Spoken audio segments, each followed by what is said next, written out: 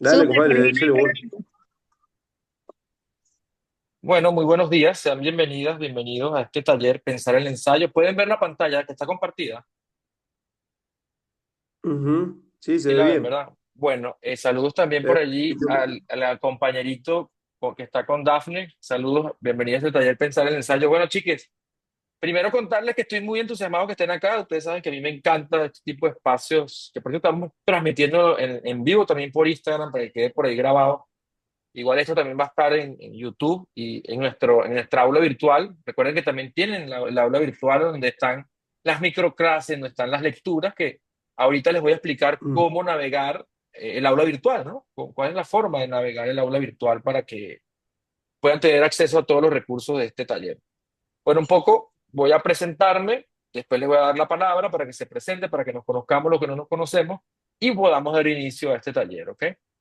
Bueno, mi nombre es Miguel Antonio Guevara, yo soy escritor, soy promotor cultural, tengo digamos, una trayectoria de project management en el área de cultura bastante dilatada. O sea, trabajé en la Fundación Editorial El Perro y la Rana, trabajé en el Ministerio de Cultura como coordinador de expresión artística en una casa de cultura. Eso sería como lo equivalente a un subdirector de una casa de cultura. También fui director ejecutivo de Monte Ávila Editores Latinoamericana, donde tuve un importante paso por allí. También fui director del Sistema Nacional de Imprentas, un proyecto muy bonito que yo todavía, no sé si todavía existe, eh, que bueno, que tenía o no sé si tiene todavía una presencia nacional, ¿no? En una serie de imprentas editoriales regionales, ¿no? Adicionalmente también tengo una carrera como académico, ¿no? Soy sociólogo del desarrollo, tengo una maestría en filosofía y actualmente estoy estudiando un PhD en literatura y cultura hispanoamericana de la Universidad de Obregón. Si ustedes quieren estudiar un doctorado o un posgrado en Estados Unidos, pues eso también es otro curso, por cierto, que estoy brindando, ¿no? De cómo lograr eso, ¿no? ¿Cómo se hace eso, por ejemplo? Este taller, Pensar el ensayo, bueno, es un taller que ya he realizado antes, que lo estoy realizando incluso aleatoriamente, o mejor dicho, al mismo tiempo con otras personas. Eh, Sin embargo, abrí porque, bueno, porque Thaís y Dafne, y Sorelimar, por cierto, que ojalá llegue por ahí, o se integre en otra clase, pues me lo pidieron y yo dije, bueno, a mí me gusta vibrar en mi diseño humano y en vez de yo comenzar las cosas, que la gente me las proponga y lo hacemos, ¿no? Entonces, bueno, me gustaría escuchar, saber quiénes son, que se presenten, que se conozcan, los que no se conocen, pero también para que quede grabado, para que las personas que no pudieron venir hoy también puedan verlo, ¿no? Les doy la palabra y una vez que nos presentemos, pues yo les comento la navegación, ¿no? Porque vamos a entrar en un proceso de ser los ensayonautas, ¿no? Vamos a ser los navegadores de este género maravilloso de la creatividad y del pensamiento. Les doy la palabra.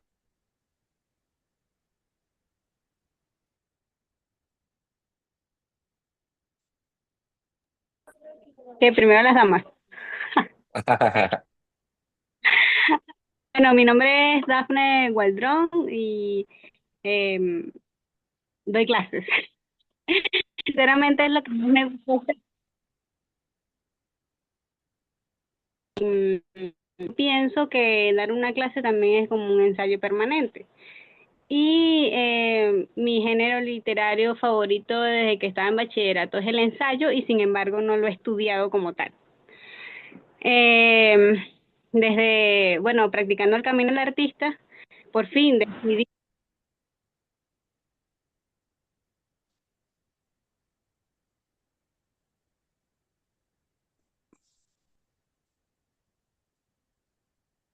Hay algo que tocaste, Dafne, que hace que no se escuche.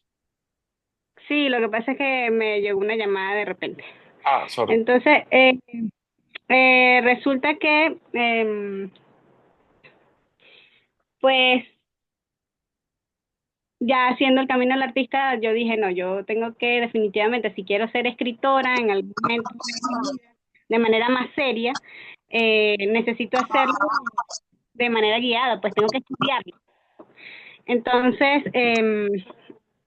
justo nosotros hicimos creo que un taller de ensayo o de poesía. Hicimos un taller de escritura hace como 4 años, creo, más o menos. Y entonces, bueno, después hago un poco de, creo que también parte de no hacerlo de una vez, ¿sabes? Como por esto mismo que estábamos hablando del diseño humano, que tú comentaste del diseño humano, es que no lo había ejecutado de una vez porque me daba así como esa situación de que yo tengo que, tú sabes, bueno, más o menos sabes de qué te hablo. Tengo que manifestar luego de que de responder para manifestar, pues. Entonces, creo que la situación, pues obviamente soy mamá, soy docente, vivo en una situación económica que me mantiene en un estado de supervivencia. Entonces, como que bueno, no había llegado como al momento y creo que ya es ahora, pues me decidí, sea lo que sea, es ya. Y este taller llegó en el momento exacto, correcto y preciso. Y Excelente, bueno, muchas gracias. gracias a ti, Dafne, por compartir tu experiencia. Parece muy interesante muchas de las cosas que dices, sobre todo este tema de, bueno, que ya es el momento, ¿no? Eh, y sobre todo este asunto de estudiar el ensayo, ¿no? Estudiar el ensayo es un tema bien interesante porque uno todo el tiempo está pensando en el ensayo como un género académico, por ejemplo, ¿no? Como un género con reglas. Y según mi perspectiva es otra cosa que más adelante les estaré contando. Hola Jenny, bienvenida. Bienvenida Jenny y bienvenidos a las personas que estén conectadas en Instagram. Estamos en el taller Pensar el Ensayo. Si usted no se ha inscrito, pues escríbame un privado eh, y le mando el link de Zoom. O puede escribirme también a través de Telegram, me busca y yo le mando su link de Zoom. ¿Quién más está? Jenny, estamos haciendo una ronda de presentación. ¿Quién viene siguiente? ¿Quién será el siguiente? Sorian, tal vez, por favor. Ah, ya Lewin se presentó, lo que pasa es que yo tuve como un tema ahí de conexión. Em,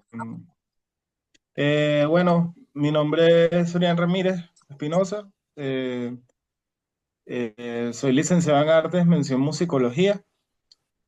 Em, Escribo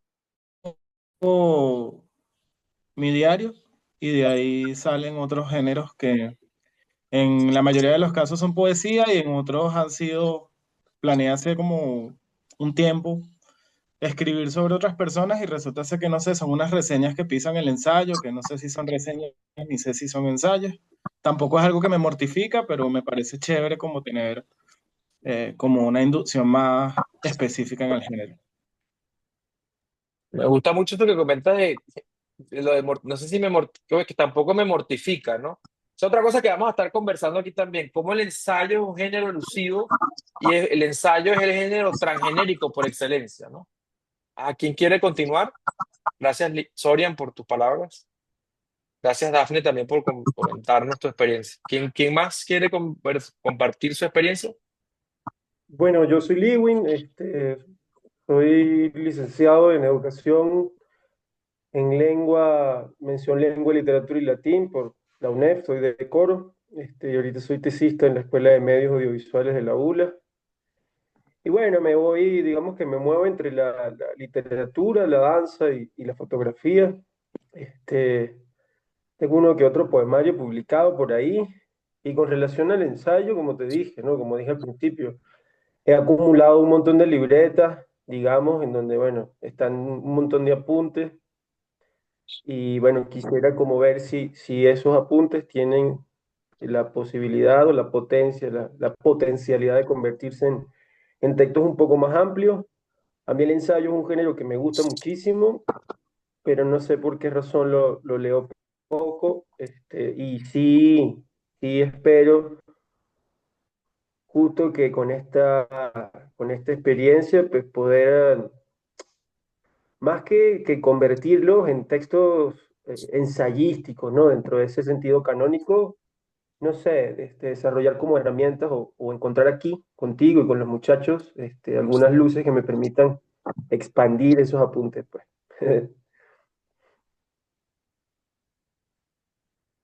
Genial, Lewin, eso que comentas, ese par de ideas. Gracias por compartir tu impresión, esa idea del asunto de lo canónico, ¿no? primero, tanto el diálogo con la idea del ensayo y el canon, pero también el asunto de que, bueno, que es en este compartir que vamos a ir como develando hacia dónde nos vamos a dirigir, ¿no? En esa suerte de devenir creativo. A mí me gusta pensar que bueno, que el canon es un enemigo al que uno tiene que tener muy cercano, ¿no?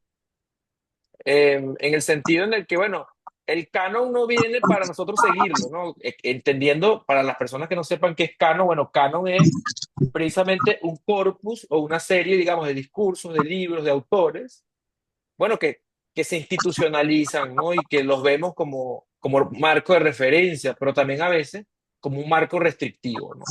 Pero en ese sentido yo Ujú. entiendo el canon más como un espacio para atender un diálogo, para saber lo que han hecho otros, lo que han hecho otras, lo que otros han desarrollado antes, para nosotros saber más o menos qué podríamos hacer, ¿no? Pero siempre respetando nuestra propia impronta y tratando pues de encontrar nuestra propia huella, ¿no? De nuestro propio camino expresivo. Yo suelo decir que es muy es un absurdo en literatura decir que es bueno o malo, o en el arte en general decir que es bueno o malo, porque cada artista, cada creador, cada creadora tiene su propio proyecto, ¿no? Entonces es muy difícil como definir si una poesía es mala una de la otra, ¿no? Es un ejercicio un poco, me parece como un poco ocioso, ¿no? En el sentido negativo de comparar el arte, ¿no? Me gusta más comparar en el sentido cuando la crítica compara, ¿no? Que pone, yo siento que la crítica literaria se parece como cuando uno pone dos Barbies y se dan un besito, ¿no? Entonces eso es lo que uno hace cuando las niñas, cuando juegan con los niños, cuando juegan con Barbie y le ponen a dar besitos, yo siento que esa es la crítica que a mí me importa, ¿no? El diálogo textual o artístico, audiovisual, crítico literario cultural que me interesa. Gracias, Lewin, de nuevo por compartir tu experiencia. Jenny, por favor, bienvenida a este taller Pensar en Ensayo. Ya Soria, Dafne y Lewin se han presentado. Cuéntanos, bienvenida. No se te escucha, tienes el micrófono apagado, Jenny.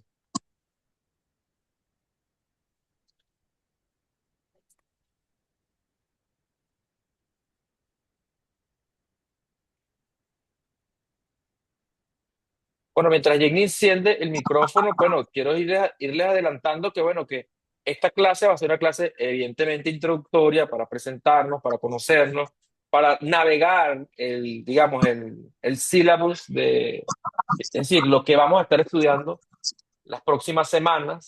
Es un taller diseñado para que dure o entre 8, ¿sí? Entre unas 8 y 12 semanas, ¿sí? Como ya les comenté, la inversión es de $20. Ustedes pueden pagarlo como mejor puedan, acordado a través de privado conmigo, pueden pagarme a través de servicios, también me pueden pagar por pago móvil. Hay distintas opciones de pago, incluso yo les puedo compartir los que no tienen el link para que vean todos los tipos, digamos, de pago y de acceso al taller. Es un taller pleno en recursos, es decir, ustedes van a tener el acceso al Classroom y lo positivo del Classroom. Jenny, no te preocupes, Jenny, ¿ok? Tómate tu tiempo con calma. Puedes escribirnos en el chat. Usa el chat y nos escribes también. El chat de Zoom para que nos digas quién eres, etcétera, ¿no? No hay apuro. Aquí vamos hasta el mediodía. Entonces, es un taller pleno en recursos. Van a poder utilizar el Google Classroom. Lo positivo que les comentaba de usar el Google Classroom es que el Google Classroom tiene las experiencias de los talleres pasados, entonces ustedes van a poder ver los comentarios de los participantes de las sesiones anteriores, van a poder ver las grabaciones de las clases anteriores, ¿sí? O saben que cada clase, aunque trate el mismo tema, es una clase única y siempre las participaciones hacen muy rico el taller. Por eso es muy importante para este taller hacer todas las lecturas en lo posible, ¿sí? Todas las lecturas que tocan para cada taller, porque en la medida en que le hacemos la lectura, pues bueno, vamos a tener una participación mucho más productiva, mucho más significativa para todos y también es una manera de respetarnos como talleristas, ¿no? De leernos. Un poco, además de los recursos, esos recursos digital que tenemos ahí, también tenemos el recurso de los libros que vamos a estar leyendo, ¿no? Entonces, adicionalmente a esos libros que vamos a estar leyendo, em, también tenemos la disponibilidad de la office hour o la hora de oficina. ¿Qué quiere decir la office hour? Que ustedes van a poder reservar conmigo una hora semanal durante estos próximos días para hablar de ese proyecto personal que queremos desarrollar, porque la idea de este taller es que ustedes salgan con un ensayo de largo aliento, ¿ok? Y que bueno, y que ese ensayo puedan mandarlo a un concurso, pueda ser el germen para un libro de ensayos, que pueda ser que si lo quieren mandar para una revista. Entonces podemos ir trabajando como con los objetivos. Imagínense que usted quiere mandar para una revista arbitrada o quiere mandar para una revista literaria o realmente tienen un germen de un libro de ensayos. Pues bueno, ese tipo de cosas es lo que podemos hablar en las horas de oficina. Jenny, creo que ya resolviste, ¿verdad? ¿Me escuchas? ¿No me escuchas, Jenny? Bueno, mientras Jenny sigue allí resolviendo, no te preocupes, insisto, yo sé que la tecnología a veces, bueno, suele ser, ¿cómo te acuerdas, Dafne? Los medios están en el medio y no nos dejan ver, ¿no? Chiste interno que después le contaremos, ¿no? Bueno, cuéntenme qué les parece, cuáles son las expectativas ahora ya que hemos hablado de esto y si no tienen nada que decir, pues podemos avanzar en ver el sílabus del curso. ¿Tienen algo que comentar? Yo por mí estoy bien, quiero... Bueno, muy bien. Fíjense, logran ver la pantalla, ¿verdad? Pensar el ensayo, están viendo el aula virtual. Bueno, fíjense. Si todavía no están en el aula virtual, mándenme su correo Gmail para mandarles la invitación y tengan acceso a la aula virtual, ¿ok? Saludo a la gente que se ha unido por Instagram. Está Doralí Andariega, está Torres Luz Isabel, Nati Terán Danza, Clemencia Echeverry, Conrado ZP, Diego Mancop y Dania Valero. Recuerden, si quieren unirse a este taller Pensar el Ensayo, pueden escribir un privado para mandarle su link de Zoom, también para acordar la inscripción, etcétera. Entonces, cuando tengan acceso al aula virtual, como les comenté, si no están todavía, mándenme un mensajito con su correo Gmail para asociarlo. El Gmail, porque es la única manera de asociarlos a Classroom. Fíjense, la manera de navegar Google Classroom es muy simple. Van a tener estas categorías aquí: Classwork, que es el trabajo de clase; People, que es la gente que está inscrita, que van a ver la gente que ha participado anteriormente en el taller, ¿sí? Y Grades, que esto yo no lo uso, que esto es como para poner notas, pero esto no sirve, ¿ok? Vamos a usar el People, Classwork y el Stream. En el Stream van a poder ver como la actualización, ¿no? Yo aquí le voy a poner, por ejemplo, lo que hablamos hoy, le voy a decir los anuncios. Miren, ya está montado en YouTube el acceso al taller, ¿ok? La clase que vimos hoy, si quieren repasarla, van a poder tener acceso a ella aquí en el aula virtual. Entonces, aquí también tienen acceso al Classwork, que es básicamente las 7 clases de las que está compuesto este taller, ¿ok? Entonces, por ejemplo, en la primera clase, que la primera clase no es hoy es la clase 0, ¿sí? Que es la clase de presentación y navegación de este proceso, de navegación de nuestras expectativas. Entonces, en la primera clase vamos a ver qué es el ensayo, ¿no? Vamos a leer la entrada de Wikipedia completa, por favor, de qué es el ensayo, ¿no? Vamos a leer el texto del reportaje, el ensayo de E.R. Herrera, el capítulo 6, de la página 67 al 82, y aquí tenemos en el aula virtual el acceso a ese recurso, ¿ok? Vamos a leer también, vamos a hablar un poco sobre qué es el ensayo, ¿no? Que se plantea como un género de tesis, su origen y evolución, las fronteras del ensayo, ¿no? La técnica del ensayo. Vamos a hablar de los ensayos de Montaigne, vamos a leer el capítulo 1, el capítulo 2 y el capítulo 3. Como les dije, es muy importante leerlo completo. Si no tienen tiempo, hagan un skimming, es decir, una lectura, digamos, superficial, donde puedan ver algunas ideas para que hagan sus apuntes y podamos compartir, ¿ok? Vamos a leer también el ensayo de Luigi Amara. De nuevo, les repito, está aquí en los recursos que están acá. También aquí tenemos la microclase que forma parte de esa clase para que la vean y para que se preparen para la discusión. Por ejemplo, si ustedes no les da chance de leer todos los textos, bueno, ustedes van a poder ver la microclase. Las microclases generalmente son entre 8 y 15 minutos y van a poder estar actualizados para la discusión. Les recomiendo, para los más nerdos como yo, pueden revisar las discusiones de otras discusiones en donde yo suelo poner como el resumen de los debates y pueden ver como las ideas que tienen otras personas. Incluso en algunas oportunidades van a poder tener acceso al audio de clases anteriores. ¿Ok? ¿Tienen algo que comentar? ¿Alguna duda? ¿Todo bien? Ok. Por ejemplo, hagamos así, sin manito arriba. Ok, usamos también la herramienta de Zoom para poner la manito arriba y continuar y hacer esta clase como más eficiente, más productiva y aprovechar el tiempo, ¿no? Entonces, la segunda clase, ya como les dije, la primera clase es qué es el ensayo, ¿no? Las lecturas en cuestión. La segunda clase es sobre lo que yo denomino la intuición relacional. ¿Sí? Vamos a hablar un poco qué es la intuición relacional, qué entiende Miguel Antonio Guevara por eso, qué entienden ustedes, y vamos a hacer unas lecturas. Vamos a leer del sentimiento de no estar del todo, en la página 21 de La Vuelta al Día en 80 Mundos, Julio Cortázar, porque vamos a hablar mucho de la patafísica. Vamos a leer la entrada de Wikipedia de la patafísica. Vamos a leer también algunos de estos recursos que están acá.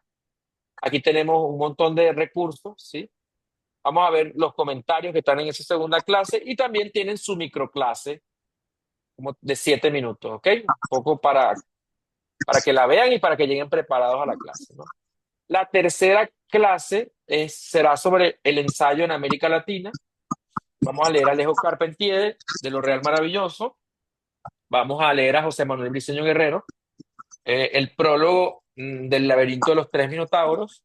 Y vamos a leer de José Martí Nuestra América. Y también tienen la microclase de 15 minutos sobre el ensayo en América Latina. La cuarta clase, el ensayo en Venezuela. Vamos a leer a Picón Salas, la nota sobre el problema de nuestra cultura. Eso está aquí en la página 127. De todas maneras, cuando naveguen los recursos van a poder encontrar los libros. En algún caso que el link esté caído, que no encuentren el recurso, también van a poder escribir y yo se los mando, lo vuelvo a actualizar en la aula virtual. Vamos a leer Mensajes sin destino de Mario Briceño Iragorri, un texto extraordinario del 51 que nos habla un poco de la realidad venezolana, sociopolítica, un texto muy vigente. Vamos a leer El estado del disimulo, que es una entrevista a José Ignacio Cabrujas, El estado mágico de Fernando Coronil, vamos a leer algunos fragmentos, y Hundiéndonos en el excremento del diablo de Juan Pablo Pérez Alfonso, ¿no? Un poco el ensayo en Venezuela generalmente se ha como enfocado mucho en entender el país, ¿no? ¿Sí? Y es muy interesante porque muchos literatos, la manera en cómo los literatos venezolanos han abordado la realidad venezolana, entender el problema del ser venezolano desde el ensayo, y es muy interesante porque los grandes ensayistas venezolanos, para comprender la venezolanidad, son escritores, son gente que viene de la literatura, ¿no? De la poesía, como Vicente Gorri, o del ensayo, de la novela, como Picón Salas, ¿no? La sexta clase es el ensayo, yo lo llamo el ensayo como el género de los conspiradores. Vamos a una clase dedicada al contraensayo. Vamos a leer la antología del ensayo mexicano actual contraensayo. Me parece que los ensayistas mexicanos actuales son una maravilla. Vamos a leer el prólogo del contraensayo de Vivian Abenshushan, que es una ensayista mexicana maravillosa que les recomiendo. Vamos a leer El ensayista que no quería citar y otras historias de Eduardo Juchín. Ahí está el mismo recurso de la virtual. Vamos a leer a Heriberto Yepes, que para mí es el mejor ensayista mexicano actual. Vamos a leer el ensayo como hackeo de Ander Monson y también Caos en los pasquines del anarquismo ontológico de Hakim Bey, que es un ensayista anarquista estadounidense. También, bueno, en la quinta clase del ensayo como forma, vamos a leer a Adorno. Todavía me hace falta agregar algunos materiales de esta clase. Esto se trata de, bueno, que el ensayo no se trata solamente de pensar, ¿no? Hay otros, sino de aprender a pensar mejor, ¿no? ¿Cómo se come eso, no? Yo siento que el ensayo es el género que nos ayuda o que nos ayuda a organizar nuestras ideas para pensar mejor, ¿no? No porque pensar en sí no sea mejor, sino que vivimos en una cultura textual y nos hemos acostumbrado a pensar en la forma en cómo organizamos el texto, ¿no? Entonces, en ese sentido, bueno, escribir ensayos es también aprender a organizar mejor nuestras ideas. Entonces, vamos a hablar de eso. Y ya la séptima clase se trata sobre nuestro propio ensayo de largo aliento. Es decir, ya esto va a ser más como atenciones personalizadas, a tratar, compartir los proyectos que estemos trabajando con todo el equipo para precisamente como, ¿cómo les explico? Como bueno, como colegiarnos y hacernos el feedback necesario, porque al final este tipo de experiencias suelen ser muchísimo más significativas, más productivas, más intelectualmente más satisfactorias en la medida en que compartimos como una comunidad de conocimiento, como una comunidad de saberes, ¿no? Entonces, este va a ser el tránsito de pensar el ensayo.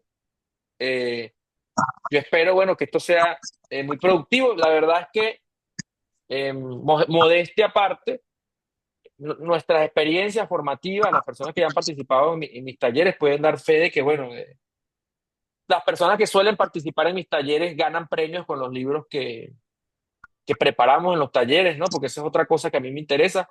Como yo tengo una larga experiencia editorial, tengo un largo historial también de premios literarios, yo conozco muy bien cómo funciona ese ecosistema literario, ese ecosistema académico, de concursos también, de cómo mandar un manuscrito a una editorial y no me lo rechacen, ¿no?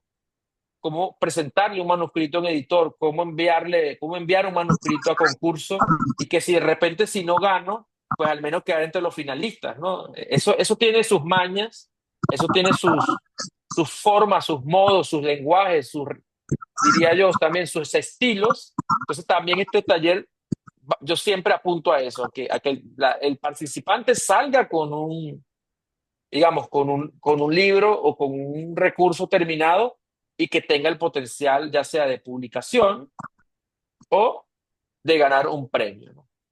Entonces, cuéntenme cuáles son sus expectativas, si tienen alguna duda, qué les parece, qué les gustaría agregar, si tienen lecturas que les gustaría compartir para que me la compartan y yo pudiera integrarlas al syllabus, y cualquier otra cosa, bueno, además que quieran compartir. Si tienen alguna duda sobre el asunto de los pagos, cualquier otra cosa, cuéntenme. Soy todo oído.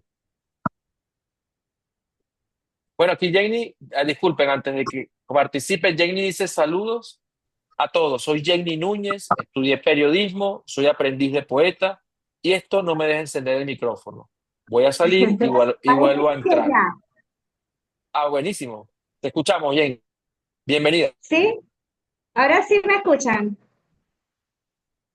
Ay, bueno, mucho gusto a todos. Yo soy Jenny Núñez, parece que ya les dije, soy aprendiz de poeta. Tengo bastante tiempo que no escribo fluido porque tengo muchas ocupaciones, pero me interesa bastante aprender, sobre todo. Maravilloso, Jenny. Muchas gracias. Aprovecho y saludo a las personas que se conectan. Por allí está Diego Manco también, que está por allí. Livia Gallardo, que está conectándose por Instagram. Recuerden que si quieren participar en este taller Pensar el Ensayo, escríbanme un privado para contarles cómo es el proceso de inscripción y forme parte de este maravilloso viaje por el género de la creatividad y el pensamiento. Ajá, cuéntenme. ¿Quién quiere compartir alguna idea?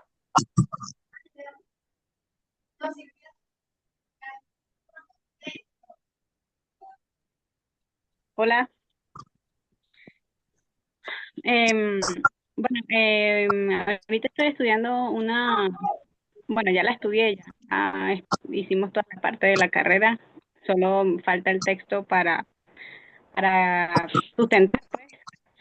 Y justamente te quería preguntar si acaso bueno, Sorian escribió en el chat, ¿cierto? Eh,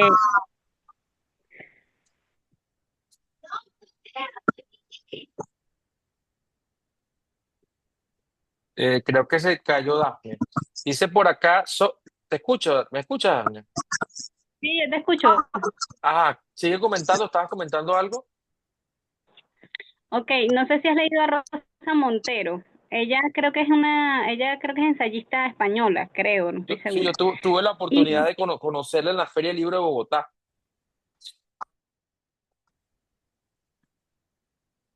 Se cayó, no Dafne se cayó. Bueno, por aquí dice Sorian, dice algo sobre el ensayo poético. Yo escribí por acá, sí, Sorian. Evidentemente, podemos tratar también, a propósito de la flexibilidad del ensayo, la posibilidad que tiene el ensayo como una vía también para trabajar lo transgenérico, trabajar, digamos, otros registros más metafóricos, también el ensayo como el género per se para escribir sobre la poesía, la reflexividad sobre la poesía.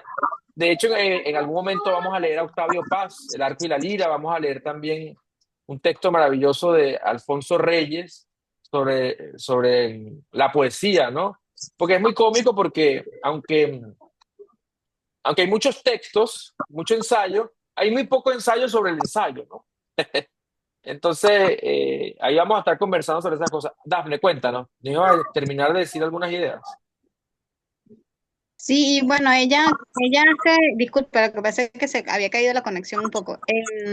Ella hace como un ensayo un poco autobiográfico, te iba a preguntar, porque justamente ahorita estoy escribiendo una autobiografía y si, o sea, si se pudiera combinar, pues, porque justamente esto que tú hablas de la crítica, del ensayo como elemento del pensamiento crítico, me parece fundamental porque justamente eh, observando mi vida, puedo autocriticarme y también puedo criticar muchas cosas desde mi experiencia, pues de lo que he vivido, desde lo que he transcurrido, de mis decisiones, de mis no decisiones. Entonces, más o menos va por allí, como yo quisiera, como esa autobiografía que estoy haciendo, convertirla en una especie de ensayo por el tema del pensamiento crítico que te comenté. Y, mm, y bueno, eso, sí, más o menos se entiende lo que quiero decir. Tengo que aprender a pensar mejor. No, vale, se te entiende perfectamente. Fíjate, yo creo que, claro, el ensayo es un género como muy que te permite eso, ¿no? Es decir, por ejemplo, el gran género, eso es una cosa que la gente no sabe generalmente, pero el género que más vende es el género ensayístico.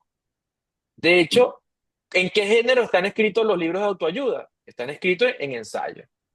Generalmente, por ejemplo, los libros de autoayuda están escritos con una estructura. O sea, los libros de autoayuda no venden porque la gente sea estúpida. Los libros de autoayuda venden porque están muy bien escritos.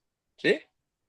O sea, la manera en cómo están escritos es una estructura que está compuesta por la crónica y el ensayo al mismo tiempo. O sea, la gente se permite contar sus historias personales, les permite contar sus historias personales y al mismo tiempo teorizar sobre sus propias historias personales y poner en diálogo la teoría con las propuestas que ellos tienen teóricas y al mismo tiempo el diálogo con la crónica. ¿Por qué? Porque la crónica le da una flexibilidad narrativa, le da un acceso al lector, porque si uno le choca al ensayo de una manera, digamos, académica, puramente teórica, sesuda, pues el lector no queda enganchado, ¿no? Entonces, generalmente esos textos tienen como una estructura de enganche constante, pues te está dejando siempre, tiene una estructura narrativa de comienzo, de la crónica que te engancha, que te capta porque te está contando una historia, una anécdota, etcétera. Pero evidentemente después empieza a tejer un proceso, digamos, más complejo y suele terminar con un cliffhanger, ¿no? Que es como un momento, digamos, de tensión en donde quieres saber más, quieres saber lo que viene, así como en las películas, cuando estás viendo una serie, ¿no? Y el protagonista queda enganchado así, agarrado en un acantilado y se va a caer y termina el episodio ahí. Tú dices, coño, yo quiero saber qué viene más, ¿no? Entonces, suele ser la estructura, por ejemplo, de los libros de autoayuda, ¿no? Pero, por ejemplo, está el caso, por ejemplo, un libro que no es de autoayuda, pero que es un ensayo y es uno de los libros más vendidos de los últimos años digamos, en la literatura en español, que es El infinito en un junco, ¿sí? De Irene Vallejo, uno de los libros más vendidos en España también, súper traducido a cientos de idiomas. ¿Y qué es El infinito en un junco? Ahí está, mire, lo está mostrando Soria, ¿no? ¿Qué es El infinito en un junco? Es un ensayo literario y la manera en cómo está construido es precisamente a través de crónicas, a través de anécdotas muy personales, porque es el viaje de una lectora, ¿no? Yo te diría, Dafne, para ya darle la palabra a otro, para no monopolizar el discurso, es que hagas una lista, un índice de anécdotas que puedan ser como los puntos de partida para tu escribir de esa manera. Y otra cosa que yo quiero también que fomentemos aquí es la escritura en primera persona, ¿ok? Lo que pasa es que a veces tenemos como el chip del ensayo académico y escribimos en tercera persona. Y decimos, bueno, leeremos a partir de aquí Si usted quiere escribir en tercera persona, pues bienvenido, Lewin. Si usted quiere escribir en tercera persona, Jenny, si Sorian, si Daphne quieren escribir en tercera persona, bienvenido sea. Pero yo les sugeriría que escribamos en primera persona, para que sea, bueno, desde la perspectiva propia, para que sea la experiencia subjetiva, de su propia lectura. Ustedes no le están pidiendo permiso a nadie, este no es un taller para pedirle permiso a nadie, sino para que ustedes puedan realmente, bueno, desenvolver y abrir la esclusa de la escritura y se suelte, pues, esa cosa contenida que está ahí, ¿no? Entonces, Dafne, yo creo que eso podríamos trabajarlo en las office hours, tómalo en cuenta, eh, para que hagas como ese índice de anécdotas y de posibles anécdotas que te puedan permitir tejer ese contenido más teórico, digamos, para hacerlo más accesible, porque yo siento que el ensayo es la entrada para ganar lectores reales, ¿sí? Muy poca, porque muy poca gente lee poesía, muy poca gente lee narrativa, o sea, en general, pero ¿por qué la gente lee más el ensayo? Porque el ensayo es una cercanía con un lenguaje más llano, una cercanía con un lenguaje que a cualquiera le puede interesar. Con una buena anécdota de entrada, cualquiera podría interesarse en leer algunas ideas que podamos. Como les digo, como tú dijiste, Dafne, en un principio, algo que me pareció muy interesante y es que dar clases es como hacer un ensayo oral, ¿no? De alguna manera, este taller sobre el ensayo, esta conversa que estamos teniendo ahorita, es como un ensayo de largo aliento que construimos colectivamente en la medida en que hablamos y vamos dialogando, ¿no? ¿Quién más quiere compartir algo? Adelante.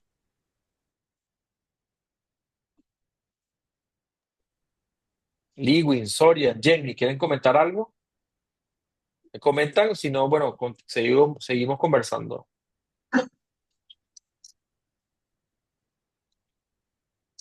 Bueno, fíjense, yo creo que este punto ya hemos como hablado de las los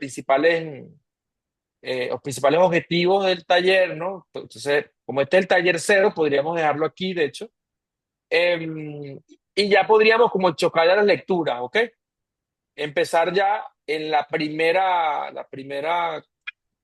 digamos, revisar el aula virtual, mándenme sus correos, lo que no me lo han mandado. Y si ya ustedes están agregados en el aula virtual, pues simplemente recuérdenme y yo los vuelvo a agregar para que les llegue de nuevo el link y puedan tener acceso a él y ya empiecen con la lectura de esto, ¿no? Yo les daría un adelanto, unos minuticos más para hablarles un poco de la primera clase. Básicamente, ¿qué es el ensayo, no? ¿Cómo entiende Miguel Antonio Guevara el ensayo? Bueno, para mí el ensayo, chiques, primero, es un género elusivo. Cuando yo hablo del ensayo, no estoy hablando del ensayo académico. Si ustedes están aquí por el ensayo académico, yo les sugiero que hagan conmigo la clase de ensayo académico, el taller de ensayo académico, porque también tengo un taller de ensayo académico puramente que tiene su propio registro, que tiene su propio lenguaje, que tiene sus propias fronteras, ¿no? Tiene su propio camino y está dedicado precisamente para producir ensayo académico, para mandar para revistas arbitradas, para mandar a ese tipo de cosas. Entonces, yo entiendo el género en este caso, pensar el ensayo como un espacio transgenérico, como un espacio para pensar y que podamos incorporar esos apuntes, por ejemplo, de diario que tiene Sorian, ¿sí? O esa autobiografía que tiene Daphne. Pero básicamente lo que diferencia el ensayo de otro género es su función, ¿ok? Yo suelo decir que entre los géneros literarios, digamos, si lo dividiéramos desde un punto de vista como más aristotélico, ¿verdad? Desde el punto de vista de la poética, pues yo diría que la poesía, ¿qué es lo que diferencia la poesía de otros géneros? Que la poesía canta. La poesía es un dispositivo diseñado para cantar, ¿ok? Para desarrollar el verso. Pues el verso, acuérdense que la poesía fue hecha inicialmente para ser recitada en público, ¿ok? Entonces, básicamente la poesía es canto, por eso escribimos en verso, ¿sí? Verso, por cierto, significa surco, ¿no? Por eso la poesía está relacionada, por ejemplo, con Polimnia, está relacionada con las diosas, el panteón de la agricultura, ¿sí? Por eso se escribe en verso y es surco, ¿no? Se escribe en verso porque la métrica precisamente lo que quiere imitar es la tierra, ¿no? La tierra sembrada, ¿no? Es una cosa muy bella. Entonces, la poesía canta. La poesía puede hacer muchas cosas, pero esencialmente ella canta. Ella puede hacer mucho porque la poesía, tú puedes ver en la antipoesía que la poesía también ensaya, etcétera. Pero esencialmente, lo que diferencia la poesía de otros géneros es que la poesía canta, ¿ok? Por eso las canciones tienen estructura de poema, por ejemplo, ¿no? ¿Qué hace el género narrativo, el cuento o la novela o la crónica, que son parte de los géneros narrativos? Ellos cuentan, es muy fácil, cuentan algo, ¿no? Esa es la diferencia, cuentan. Lo único que cambia es la extensión, ¿no? La novela es breve, la novela es mediana o larga, eh, y los relatos o los cuentos cortos, pues siguen contando, pero tienen una distancia más breve, son alientos más breves, ¿no? La novela implica la vita nova que dice Barthes en sus, eh, en su seminario sobre la novela, ¿no? En la preparación de la novela, un seminario que les recomiendo extraordinario. De hecho, yo tengo un seminario que se llama La preparación de la novela y trata sobre el estudio de este libro de Barthes. Para los que quieran algún día hacerlo, también está disponible, ¿no? Barthes decía, a propósito de la novela, a propósito de escribir un libro de largo aliento, que cuando uno se enmarca en un proyecto literario, uno tiene que desarrollar lo que él llama la vita nova. ¿Qué entiende él por la vita nova? De organizar la vida para escribir nuestro proyecto. Porque la única manera que podemos nosotros escribir un proyecto literario, artístico, lo que sea, creativo, es organizar lo que está detrás, lo que yo le llamo organizar lo que está detrás. Es decir, el caso de las madres, pues necesitan, bueno, alguien que les cuide a los niños, ¿verdad? O tener un espacito donde las tareas del hogar, las tareas de cuidado, pues no las ahoguen, ¿verdad? O las tareas, bueno, de manutención, del trabajo, ¿no? En caso de otras personas, pues bueno, por ejemplo, tener un escritorio donde escribir, tener una libreta solamente para escribir nuestros proyectos.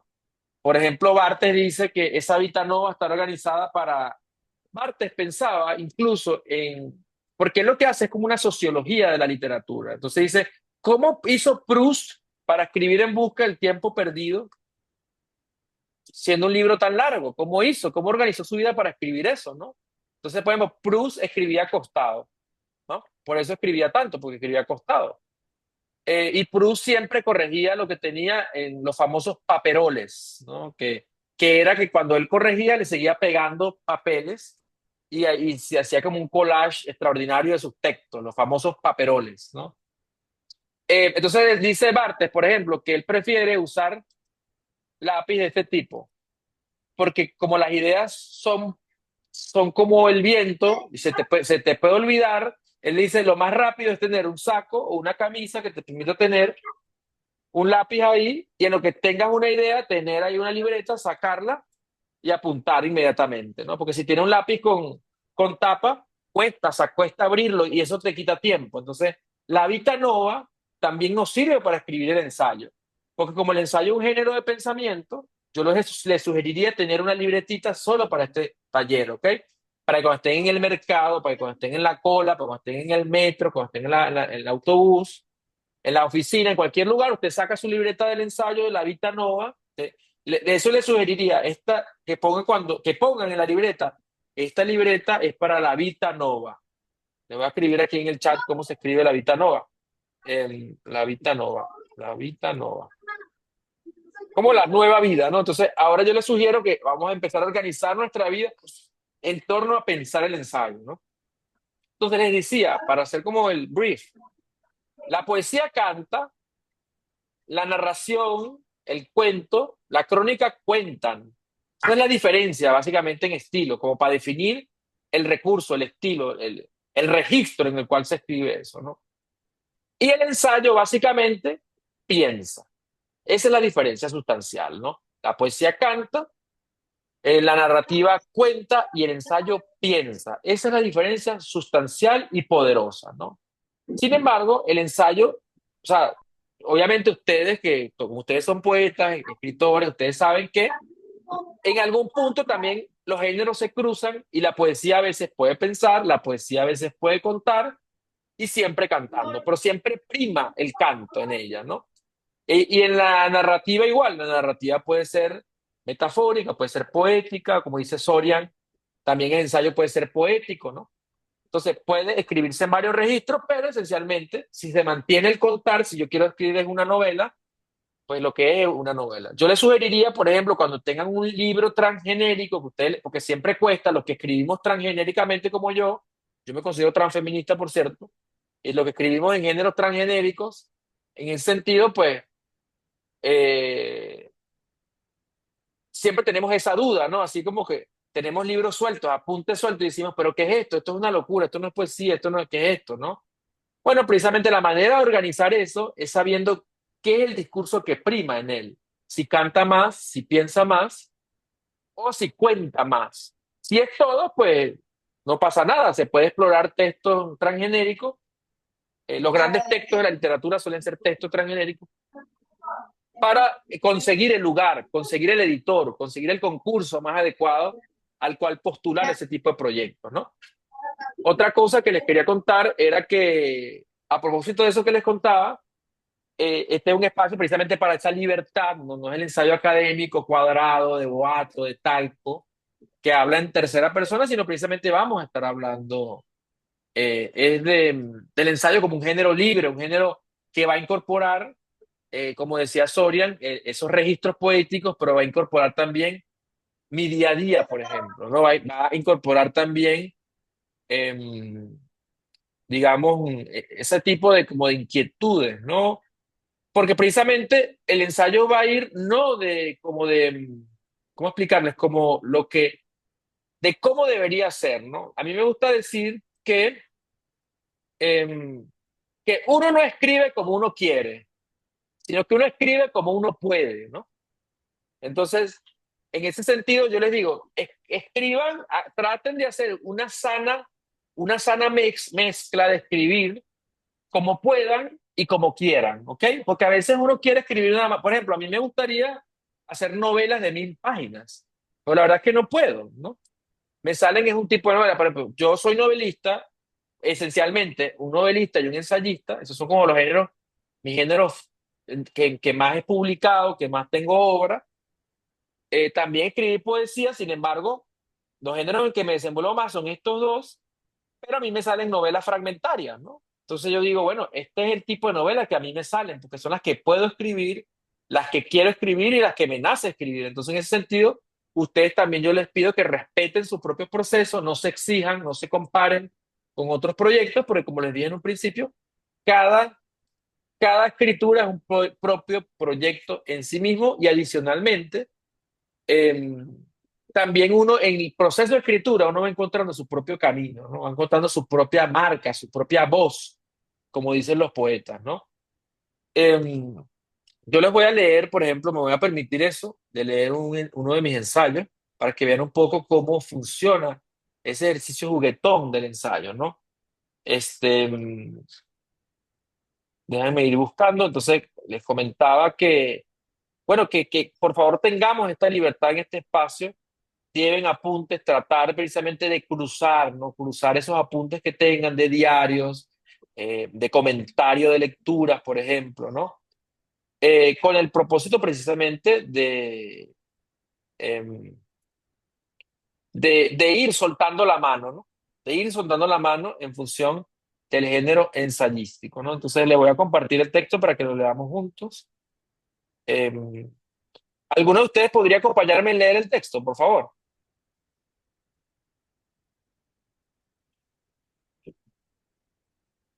¿Quién me ayuda a leer el texto? Sí, Porfa, Sorian. yo puedo. Vale. Ok, déjame agrandar aquí mi ¿Quieres que te lo pantalla. mande? ¿Te lo mande en un enlace? No, si quieres puedes irlo bajando. Sí Ah, leo dale, pues. cómodamente. Lo que pasa es que en Voces y Escritura por Miguel Antonio Guevara. Ok, ahí. Hay voces que se apoderan de la escritura. Con voces me refiero a estilos, maneras según los que hemos escrito. El lenguaje burocrático, académico y periodístico son algunos ejemplos. En mi caso, hay dos voces que siento han hecho de las suyas. Peleo de forma constante con ellas, me refiero a la voz académica y a la voz de la teoría, que para mí no son las mismas voces, aunque parecen serlo. La voz académica es reconocible porque el sujeto que la habla es un extraño colectivo que oímos y leemos desde la academia y desde dicha comunidad. Siento que puede restar cosas, ritmo, imágenes, plasticidad, aunque no niego que un buen escritor o una buena escritora pudiera sortear sus baches, pero es mejor limitarse a hacerlo bien, a como lo dictan las reglas y que la escritura sea lo más pulcra posible para tales efectos. La voz de la teoría a veces es académica, pero otras no. La voz de la teoría es la que se refiere a un análisis crítico y cuando se expresa lo hace con referencias atadas al campo teórico. La separo de la academia, aunque puede que a veces forme parte de ella, porque hay teóricos y voces teóricas que están fuera de la academia. La mayoría de los grandes teóricos que he leído lo estuvieron. Mucha gran teoría pasó a formar parte del canon de la historia intelectual, ya estoy sonando teórico, y de la academia misma, luego de presentarse como una obra que no se podía pasar por alto. Hay veces en donde las teorías se sostienen porque hay una comunidad, un networking que las sostienen, pero en muchos casos también hay teorías que se defienden solas, libros que se bastan a sí mismos. Por todo esto, la escritura, en lo que a ideas se refiere, no todo se limita a lo político, al marketing de la industria del libro, a los intereses del campo cultural, que todos comportan un tipo de voz para que un trabajo se presente, encuentre su lugar y se mantenga como obra. Así han sido y así son las cosas. Han cambiado un poco por la masividad de lo digital y sus maneras, por lo que el cómo será el destino de lo escrito aún está por verse. Hay casos en donde se imponen ciertos libros, ciertas voces, pero es coyuntural. Esa permanencia sobre ciertos autores y libros seguirá siendo así por las razones ya expuestas. Lo cierto es que por dichos libros pasarán los meses, los años y nadie se acordará de ellos, aunque se hayan comprado y estén por ahí en alguna biblioteca. El furor pasó, pero hay otros casos que son los que más me interesan, los que cobran vida por sí mismos, por sus propias voces, por su propia escritura. Esos libros que se comportan como un libro de ética para Wittgenstein, libros que aparecen y hacen estallar a los anteriores. Esa imagen me hace volver a la idea de la diferencia entre libro y escritura. A lo mejor los libros que perduran no son los libros, sino más bien un tipo de escritura, una voz, unas voces que permanecen. Como decía, lucho con esa idea de voz a diario, con esas voces, con la académica que solo quiere ver el análisis de las cosas desde esa visión, desde ese sonido, desde esa distancia, con la periodística, la del tuitero y su casa constante de likes. También me pregunto si lucho con la voz de blogger que me ha dado de comer tantas veces. Me he visto terminando textos propios literarios con las típicas coletillas, con llamados a la acción de los textos publicitarios. A veces los borré y otras no, porque las voces, sean las que sean, tienen su fuerza y personalidad y se justifican. Me vi a mí mismo justificándome y diciendo que estaba bien, que no había problema con eso. La escritura funciona así como una constante vigilancia sobre nuestra propia mímesis cotidiana. Alguna vez me dijo un amigo que uno tiene que tener cuidado cuando escribe porque podría estar releyendo. Yo terminé agregándole que también hay que tener cuidado cuando se escribe porque se podría estar reescribiendo. O tener cuidado cuando se piensa porque se podría estar releyendo o recreando alguna de esas voces. Después de todo, el ejercicio meta de la escritura siempre está allí. No se escribe sino en el marco, bajo el cobijo de una pregunta. ¿Por qué escribo lo que escribo mientras estoy escribiendo? Suena un poco raro, pero no hay problema, digamos. Un problema general que nos agobie, sino más bien el problema está en la posibilidad de querer escribir con cierta voz y que la otra, las otras voces no lo permitan. Pongamos un escenario. Querer escribir con una voz narrativa, pero que una de aquellas, académica, teórica, ensayística, lo que fuere, se superponga y no termine de contribuir a la casa que construyes. La idea sería dominar las voces sin que te dominen, porque se tiene que comer, porque al mismo tiempo hay tareas burocráticas y creativas que realizar. No confundir este argumento, ya va, no confundir este argumento con el acto de manejar, controlar las técnicas de escritura, porque creo que no se trata de eso. Se pueden manejar las técnicas, pero nunca se está del todo seguro si la técnica habla por ti. La voz te controla a ti. La escritura suele ser un vástago, neurosis. Un poco esquizo la escritura, pero no todo el tiempo se puede estar como Baudelaire, embriagados con la palabra. Ahora funciona de una manera distinta. El mito del escritor, de la escritora, es otro y la escritora también demanda otros asuntos. Vivimos una escritura sin mito y sin escritor. Barthes Dixit. Tal vez la embriaguez del presente es diferente. Con tanto ruido y tanta borrachera del mundo mismo, la escritura más bien demanda silencio. Solo en ese silencio se puede escribir lo nuevo y aprender esas voces y que en vez de baches en el camino sean recursos, registros para que nuestra escritura tenga capas, niveles de expresión. La escritura no es una máquina. Podría ser tan limitada, tan moderna. La escritura es antigua y siempre se renueva en tanto lenguaje hablado como escrito, porque no separa la escritura de lo que se habla. Ambas se alimentan para dar un engendro nuevo. Si fuese máquina, no lidiaría con las voces, simplemente se programaría y como un robot presentaría lo que se le pide. Aunque, aunque a primera suena como algo práctico, no sería lo que es la escritura si fuésemos así de mecánicos. El texto es subjetividad pura y en ese sentido, porque tiene carne, humanidad, el titubeo propio del humano es lo que hace su experiencia, digamos, verosímil y en muchos casos real, porque es parte del discurso interno en constante hechura. Esa voz de la mente que todos tenemos y que diferencia a escritores de no escritores en la simple razón práctica de que algunos se toman el tiempo de transcribir y pasar por un programa estético sus disquisiciones internas y otros no. Todo el mundo escribe, sea en el aire o en la parte interna de su cabeza, en su memoria o en sus ensoñaciones. La estructura misma del pensamiento es narrativa, ensayística, como el burgués gentilhombre que escribía en prosa sin saberlo. El pensamiento siempre es libre y al mismo tiempo ha sido moldeado por el lenguaje escrito, a lo que se considera como ordenado. Pero a todas estas, ¿acaso todo no ha sido una creación humana, incluso lo considerado maquínico? Todas estas creaciones están llenas de humanidad pura, incluso cuando se escucha la voz de un robot, es la voz de lo humano, es la voz que el humano le ha asignado al robot como una voz. Tal vez entre las distinciones que podríamos hacer entre las máquinas es que de acuerdo a sus funciones y fines, como en la escritura, es que hay cierta racionalidad, pero una racionalidad plural que contiene motivo y motivos por el cual fueron hechas. Una orientación que contiene la impronta de la cultura en las que fueron fabricadas, digamos, con el propósito de determinar sus probables funciones e impactos sobre nuestras vidas. ¿Qué diría Benjamin sobre esto? Hay el autómata, el ajedrez, todas las jugadas, puro materialismo histórico haciendo de las suyas, detrás de cada mecanismo no hay sino una mano humana, una genealogía de los Faber. Cuando se arma un rompecabezas, no se arma sino el paisaje que fue diseñado previamente por otro. Algo así nos dice Perec en la vida instrucciones de uso. De modo que aquellas voces son humanas, tengan la estructura que tengan. Lo único que las diferencia son sus respectivos propósitos y esa carga orientada a tales fines. Pero eso no desdice todo lo que he dicho antes, sino más bien problematiza nuestra escritura. El hacia dónde va. Lo que es innegable es que hay una comunidad de escritura, un resultado, una extensión de dicho texto, un discurso, un relato, una constelación de textos, que son los que le asignan al texto nuevo su lugar y constelación.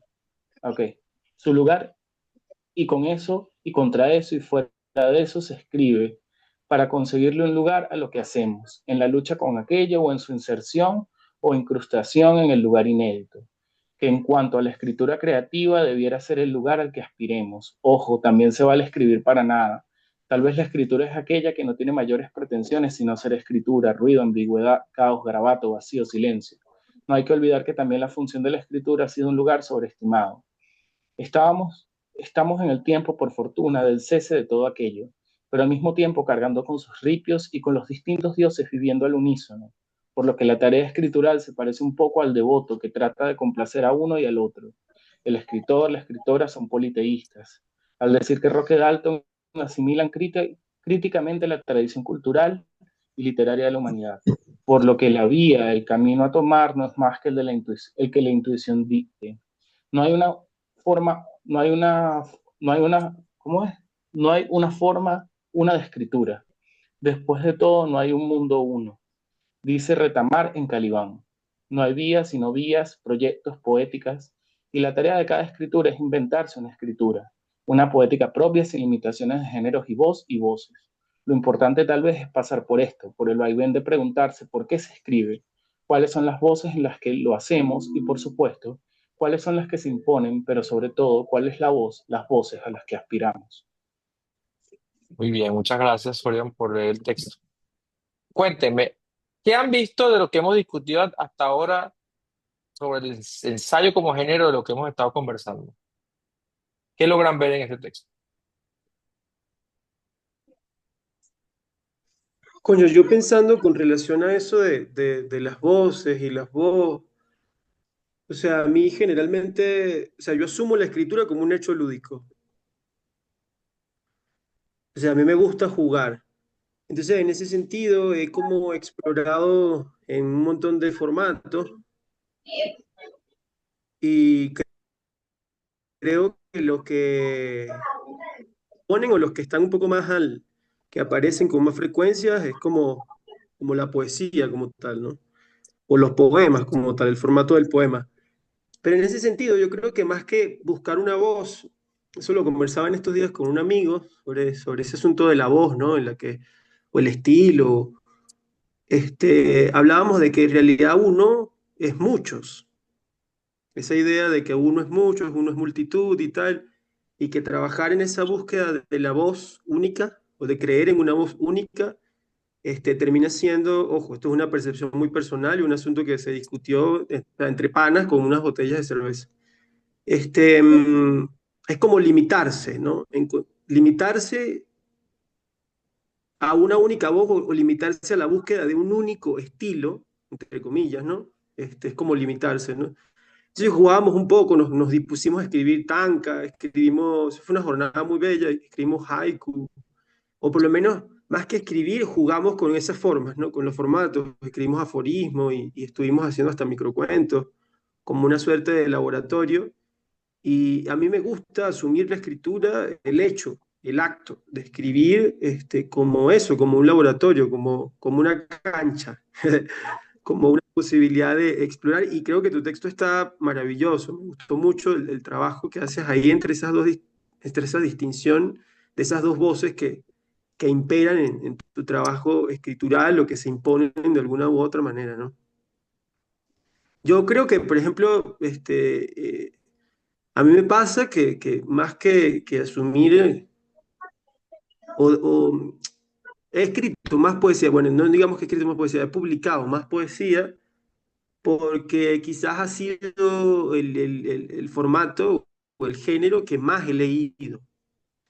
Entonces, en ese sentido, creo que uno va, siempre parto como de la idea de que uno va reescribiendo constantemente las voces que nos gustan, o las voces con las que uno resuena, o las voces con las que uno se identifica, ¿no? Porque yo puedo fácilmente en cualquiera de mis libros decir, aquí se siente Wislava, aquí se siente Montejo, aquí se siente Sofía Melo, aquí está Watanabe, ¿sabes? Como que es muy fácil para mí que he sido digamos, el puente en esos ecos, ¿no? Hay una frase de Andrea Sofía Crespo, poeta venezolana extraordinaria, en el libro, este libro que le editó Ayes del Destierro. Ella dice que la literatura no es más que una cámara de ecos. Y cónchale, esa imagen a mí se me quedó permanentemente en la cabeza y resonó conmigo y yo soy afín a eso. Creo que uno va realmente es como reproduciendo un eco. Entonces, en ese sentido, creo que para cerrar ya, ¿no? Creo que en mi caso, como escritor, o sea, también juego con la fotografía, con el signo de la fotografía. La fotografía está en un par de libros míos y hay un par de libros más que están inéditos en donde también exploro el signo fotográfico con el signo lingüístico, con la palabra en una relación un poco más, o sea, horizontal, menos descriptiva o ilustrativa. Siento que es un juego, pues es muy lúdico para mí y siento que me gusta mucho a través de la escritura misma descubrir qué tantas voces pueden habitarlo a uno. Muchas gracias, Lewin. Creo que Sorian tiene la mano levantada. Me gustaría compartir algo antes de darle la palabra a Sorian. Muchas gracias, Lewin, por lo que comenta. Hay un montón de ideas que me llamaron mucho la atención. Quiero hacer un comentario sobre lo de esa voz, ¿no? Precisamente, estoy totalmente de acuerdo con lo que planteas. No se trata de limitar las voces. De hecho, una de las críticas que precisamente yo le hago al canon o, digamos, a la tradición, por ejemplo, es generalmente las vías de consagración, ¿no? Es decir, la vía de cómo un escritor, una escritora o un artista, un cineasta, cualquiera que fuere, eh, impacta con su obra. Entonces, la vía en cómo el arte contemporáneo ha expresado eso es a partir de la repetición, ¿no? Entonces, tú ves una película de Wes Anderson y eventualmente Wes Anderson, cuando tú ves una película de Wes Anderson, tú dices, wow, esta película de Wes Anderson es más Wes Anderson de lo que es Wes Anderson realmente, ¿no? Entonces, cuando, por ejemplo, de repente uno ve una obra de arte de Picasso, uno puede reconocer, aunque Picasso tiene varios periodos, uno puede reconocer pues el último periodo o más, porque se parece mucho, ¿no? O uno puede ver el arte, por ejemplo, de, qué sé yo, de Jean-Michel Basquiat, o el arte, por ejemplo, de Van Gogh, qué sé yo, que son artes como muy reconocibles precisamente por cómo lo hacían, ¿no? Entonces, en ese sentido estoy de acuerdo con Lewin en el sentido de que, bueno, de no encerrarnos en una sola voz, ¿no? Y de tratar de, bueno, de experimentar. Yo creo, para mí el arte, para mí la vida en general, porque yo pienso como Mohan, yo creo que la vida debe vivirse poéticamente, ¿no? Entonces, para mí la vida es un patio de recreo y la literatura en general, la creación para mí es expresividad de ese patio de recreo. Antes de dar la palabra a Sorian, quiero comentar algo más sobre lo que habla de las publicaciones en línea y que creo que esta es una idea muy importante para tomar en cuenta, pero quiero saludar primero a Helio que se unió a Instagram, Estefano Carcome, también lo felicito, se acaba de ganar un premio hace poco, a Enrique Bernales, un amigo, un gran escritor peruano radicado en Estados Unidos, también a Marianne, tengo una amiga, hi Marianne, how's everything? Marian es una amiga iraní de la Universidad de Oregón que está estudiando el doctorado en literatura comparada, comparative literature. Hello from Venezuela, Marian. Elio dice por acá, y el arte y la filosofía intentan decirnos algo, subjetivar. Podemos hacer del ensayo una filosofía que nos cuente a través de la subjetividad, por supuesto. Es que precisamente el ensayo habla de la subjetividad, ¿no? Pero la subjetividad no como lo que puede ser interpretado según el sujeto, sino la subjetividad en el sentido de que nosotros contamos lo que nos sostiene. Decía Foucault que sujeto, o sea, subjetividad es lo que está sujeto. ¿Cómo estamos sujetos? ¿No? ¿Qué es subjetividad? Es la trama de percepciones, es la trama de saberes, de cómo entendemos al mundo, cómo lo navegamos, ¿no? Saludos a Mariah que se une y por supuesto a Spinetti Art que se une también. Sorian, cuéntanos. Allá va. Perdón, quiero comentar lo que comentabas, Lewin, comentabas, bueno, que has publicado más poesía, ¿no? Fíjate, yo creo que hay una vida que tienen los proyectos, o sea, los proyectos literarios tienen muchas vidas, ¿sí?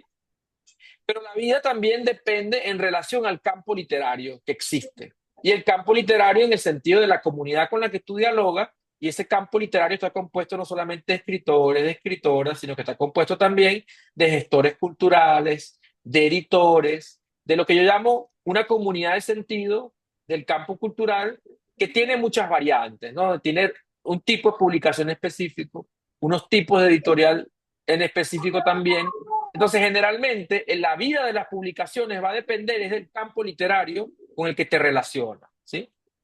Entonces, ¿qué pasa? Campo literario venezolano es un campo eminentemente poético. Hay más poetas. Uno levanta una piedra y consigue un poeta. Son poetas por cada metro cuadrado. Yo creo que debe haber como algo así como 100 poetas por cada 1000 habitantes, ¿no? Entonces, en ese sentido, es evidente que se van a multiplicar los proyectos, los proyectos editoriales enfocados en la poesía y también porque publicar poesía es muy fácil, ¿no? En el sentido de que o sea, es muy fácil, pues lo digo como retóricamente, porque realmente todo proyecto editorial es una hazaña en cualquier parte del mundo. Publicar un libro es una hazaña si sea un libro digital. Entonces yo siento que también el campo literario venezolano, un campo literario también que es eminentemente poético, también por necesidad, ¿sí? También por necesidad, porque es muy sencillo publicar poesía. Es muy complicado publicar novelas, se le digo como novelista y como ensayista, que bueno, como son libros de largo aliento, es muy fácil publicar un poemario de 30 poemas. Pero es muy difícil, bueno, publicar una novela de 200 páginas, ¿no? O publicar un ensayo de 100, 150 páginas, ¿no? Entonces yo creo que por eso, en parte, se publica más eso. Digo porque lo he sufrido como autor también, el hecho de que no encuentro dónde publicar mis novelas, no encuentro dónde publicar mis ensayos, ¿no? Y con esto para terminar, para la palabra Sorian, yo creo también que este tipo de espacios tienen que servir también para promover la publicación del ensayo, para promover, por ejemplo, que exista. Eso no lo hay en Venezuela todavía y yo se los lanzo a los que tienen ímpetu, intuición, que tienen vocación editorial. Bueno, sería muy bonito que exista una editorial dedicada al ensayo, por ejemplo. Una editorial alternativa dedicada al ensayo. Todavía no existe. Está Ediciones Madriguera, una gran editorial venezolana alternativa que publica poesía, que publica, no sé si ha publicado cuentos, etcétera, pero publican otras cosas. está la editorial hermosa de Gladys Mendía, que publica también todos los géneros literarios, pero podemos ver cientos de proyectos alternativos que hay en el país, nombro esos porque son los proyectos que conozco, pero todavía hace falta un proyecto, digamos, alternativo venezolano, eso se lo lanzo ahí, pueden robarme la idea, se las regalo. Bueno, de fundar una editorial dedicada al ensayo. De hecho, yo les diría, ¿por qué no, cuando terminemos este taller, podríamos hacer una antología de ensayos y unimos los ensayos de este taller Pensar el ensayo? Ahora sí, Soria, te doy la palabra. Adelante.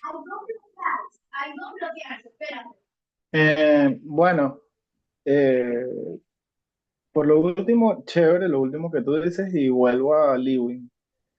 Em, Hay un verso de Marco Tigriano, de Miguel Marco Tigriano, que me gusta un poco en el sentido de que estamos hablando de esto de las voces, y dice, toda voz es invención de su eco, y creo que recorre esa unidad de voces, ¿no?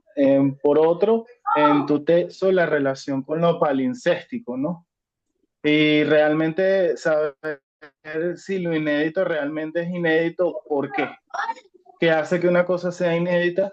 Porque es el mismo lenguaje, independientemente que tenga algunas variaciones sociolingüísticas, X, toda esa cosa que pudiéramos desarrollar por cada tiempo que nos sitúe en una temporada, pero siguen siendo las mismas 24 letras del alfabeto, modificándose, pero en base es lo mismo, es la misma materia siempre, ¿no? Eh, ¿Y qué significa entonces innovar?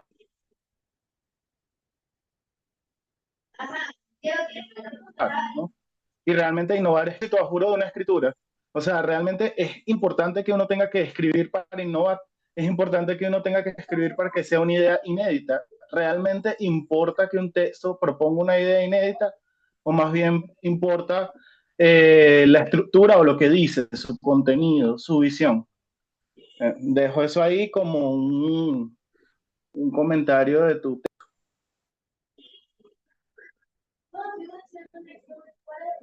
Muy interesante, Soria, muchas gracias por tu opinión. Me parece muy interesante esa pregunta, ¿no? Está buenísimo además para escribir un ensayo, ¿no? ¿Qué significa innovar?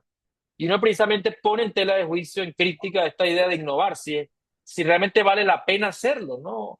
O qué significa ser original. Yo siempre les digo a la gente, bueno, original viene de origen, ¿no? Y si nos ponemos a ver, bueno, entonces nada es original realmente, ¿no? Muy difícil. Eh, ¿Cómo? ¿Perdón? ¿Estás diciendo algo, Jenny? Solo dije que es muy difícil encontrar algo original en este tiempo y porque ya todo prácticamente se ha hecho, está dicho de una manera o de otra. Es que Exactamente. también es esa idea del imperativo de lo nuevo. También porque eso se ha vuelto como el único parámetro de calificación de que algo es bueno, trascendente, porque propone una nueva visión de qué. Me ¿Es que gusta acaso mucho. toda visión no es nueva? Hay una cosa más que me vino que se me olvidó, disculpe, y ya con esto cierro. No, adelante, adelante, continúa. Por lo menos para mí el ensayo es, no el ensayo, no el ensayo literario, voy a hablar de la palabra ensayo. ¿Qué significa la palabra ensayo para mí? Para mí la palabra ensayo son los 15 años que llevo ensayando de lunes a viernes en una orquesta. Es la repetición de un motivo durante un periodo determinado que me produce un efecto que es el concierto. Es el permitirse errar día a día, errar menos, hasta llegar a un producto más o menos definido, ¿no? Independiente de que el producto sea bueno o malo, es lo que vive. La práctica del ensayo es una práctica también de uno mismo, de la repetición de las mismas ideas diferentes. Genial, genial. Me encanta eso que vas a comentar, porque gracias por compartirlo, Soren, porque precisamente de eso se trata, ¿no? Cuestionar esas ideas. De hecho, a mí me parece que eso es como un ripio, digamos, como un rastro, como un eco todavía de las vanguardias, ¿no? Sí, la modernidad, ¿sabes que hay tipos de modernidades? Si nos podemos ver cuándo comienza la modernidad, realmente la modernidad comienza con la conquista, ¿no? En 1492. Pero si hablamos de la modernidad contemporánea, actual, pues yo puedo decir la modernidad contemporánea implicaría problemas del siglo XX en adelante, o un poco más atrás, ¿no? Lo contemporáneo podría ser incluso de la Revolución Francesa para acá, lo que crea lo que entendemos como modernidad, ¿no? Las ideas de libertad, igualdad y fraternidad, las ideas de república, qué sé yo, la paz de Westfalia, el nacimiento del Estado-Nación, ese tipo de cosas, ¿no? Pero si hablamos de lo contemporáneo actual, ya sería el presente, ¿no? Entonces, por ejemplo, yo siento que estas ideas del original son cosas que se arrastran de hace mucho tiempo, ¿no? Y que en efecto yo comparto lo que dice Sorian de que, bueno, de que cuál es el problema. Por ejemplo, yo suelo hablar de esas cosas y suelo decirlo. Yo siempre hablo de los mismos temas, ¿sí? Mis novelas son sobre escritores fracasados, sobre revoluciones que no se concretaron, son sobre migrantes, son sobre el Estado, digamos, pisoteando a la gente y ese tipo de cosas, ¿no? Entonces, en ese sentido, a mí me gusta tratar los mismos temas porque no creo en eso, como dice, comparto esa crítica que hace Soria. No importa si no perseguimos la originalidad. Yo creo que en todo caso la originalidad está en como dice bien Sorian sobre el lenguaje, ¿no? Esa reflexión sobre el lenguaje que me gustó. Es decir, con un lenguaje viejo, hablar de cosas con la respiración que nos dan los tiempos nuevos, ¿no? Con un lenguaje viejo, con instrumentos viejos, hablar de cosas con la inspiración de lo nuevo. Entonces, un poco quiero culminar esta clase, no sé si alguien tiene algo más que decir. Me gustaría que leyéramos otro texto, un poco para hablar de lo que comentaba Dafne, de esa preocupación de Dafne, de que ya pasamos por un texto que es ensayístico, el que leímos previamente, texto ensayístico que es muy meta, ¿no? Entonces vamos a ir con un texto que es ensayístico, pero que incorpora el diario también, un poco para que vean cómo se puede, la mejor manera de explorar lo que queremos hacer, y esto también forma parte del taller. Yo les propongo que, así como vayan pensando en el proyecto que van a trabajar, vayan pensando también en los libros que son su fuente de inspiración. Busquen modelos de libros para que podamos como emular ese proyecto adaptado a nuestro propio proyecto. Búsquense un par de libros y que ustedes digan un par o más, o los que ustedes quieran. Por ejemplo, ustedes pueden decir, de este libro, del camino del artista, quiero copiar que tiene unos ejercicios. De este libro, quiero copiar que propone una serie de hábitos. De este otro libro, quiero copiar su índice, me parece un índice juguetón. De este libro, me gusta que combina crónica y ensayo, y así. Busquen, curen una serie de libros que les puedan servir como brújula para la escritura de, de su propio ensayo de largo aliento. ¿Quién me acompaña a leer el texto, por favor? Miguel, si puedo comentar algo, Adelante. eh, de que quería comentar sobre el texto, que me encanta el ritmo, como esa parte, ese ritmo tranquilo, como contemplativo, reflexivo. Porque claro, hablamos de pensar, ¿verdad? Pero también es reflexionar, ¿no? No sé en qué punto se conectan estas dos cosas. Y ese proceso interno del escritor que se, que se muestra allí y que lo hablas de manera súper poética además, o sea, como en prosa, pero a la vez es poético y es reflexivo. Y quería hablar sobre un poquito más de esto. No sé si me permites hablar un poco de la numerología, de lo de la Claro, innovación. O adelante, sea, que a adelante, mí, yo soy adelante. amante de la numerología. Soy amante de la numerología y resulta que nosotros venimos de un milenio marcado por el uno. Y entonces el uno es este tema de el pionero, el estar de primero, lo nuevo, el que muestra esto. Y ahora entramos en el milenio 2 y además estamos en este 2000 en la década del 2020 y es como un gran portal de conexión con hasta, no sé, no, yo no sé los registros acá chicos ni nada de eso, sino es como este tema de conectar ampliamente con todo lo que está, con todo lo que es, con todo lo que se manifestó. Entonces ya estamos más bien, en vez de innovar, porque era el milenio uno, ya estamos en el milenio 2, es más de acompañarnos, sujetarnos, como dijiste, lo de qué nos sostiene, qué nos sujeta, ¿verdad? Entonces, cómo nos sujetamos los unos a los otros, y entonces cómo reflexionamos los unos a los otros, y todo este tema de la era de Acuario también, porque Piscis era así súper dramático, ¿no?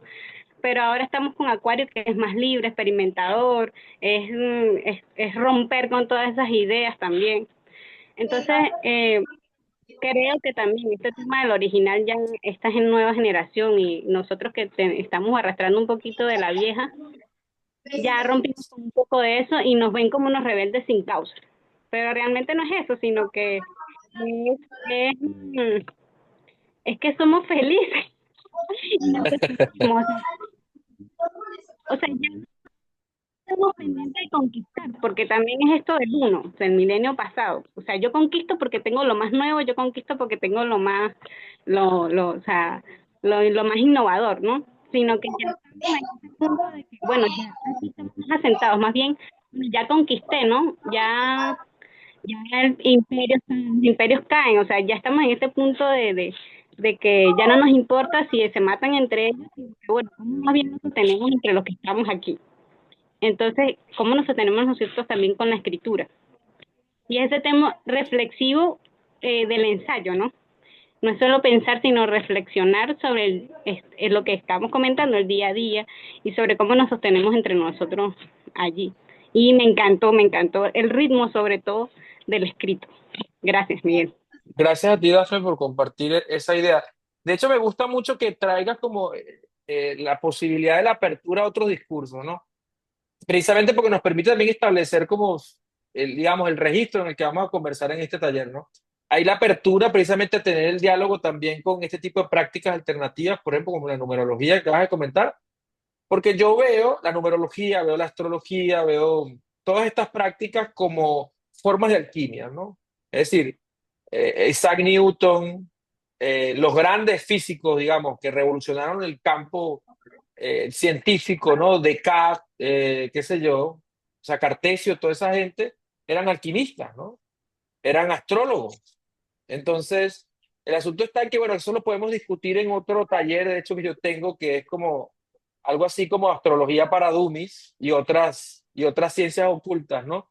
Y precisamente se trata de ver desde una perspectiva humanista, desde una perspectiva filosófica, desde las ciencias sociales, desde la historia, estas prácticas, ¿no? Cómo realmente estas prácticas son realmente conocimientos ancestrales legados por maestros, por estudiosos, por científicos también, pero que han sido relegadas por el pensamiento moderno occidental, ¿no? Y también, desde luego, que han sido tergiversadas también, ¿no? Entonces, una ciencia maravillosa como la astrología, que de hecho, gracias a la astrología tenemos la astronomía, gracias a la astrología, un tipo como Elon Musk puede soñar con ir a Marte gracias a ese comienzo, ¿no? De esta ciencia se desarrolló esto, pero como les he dicho, ¿no? También han sido pervertidas y encontramos cosas como el jueves te tienes que vestir de amarillo, ¿no? Pero precisamente se trata desde, bueno, de tejer ese diálogo simbólico también, porque también es un diálogo arquetípico con otras formas, con otros lenguajes, ¿no? Entonces yo lo veo más de una perspectiva, diría yo, como de cierta espiritualidad laica, ¿no? Como estos códigos nos pueden servir también para el diálogo literario, para el diálogo creativo sobre todo. Entonces me gustaría leer este texto para ver ese otro registro, ¿no? Ya vimos el otro registro como más ensayo, ensayo, gracias a Dafne por ese comentario que te haya gustado. El texto precisamente, yo busco eso, ¿no? Busco que el texto, siempre trato de pensar muy bien cómo es ese texto y cómo se va a escribir, ¿no? Sí, es decir, y trato sobre todo de escribirlo como vaya saliendo, ya después lo corrijo. Yo siempre digo, al final corrijo, ¿no? Ese es el problema de escribir en Word, que uno está escribiendo todo el tiempo y está corrigiendo porque uno ve todo diagramado. Por eso yo les recomiendo escribir a mano primero y después pasar a limpio y ahí hacer todo el proceso. ¿Quién me ayuda con la lectura, por favor?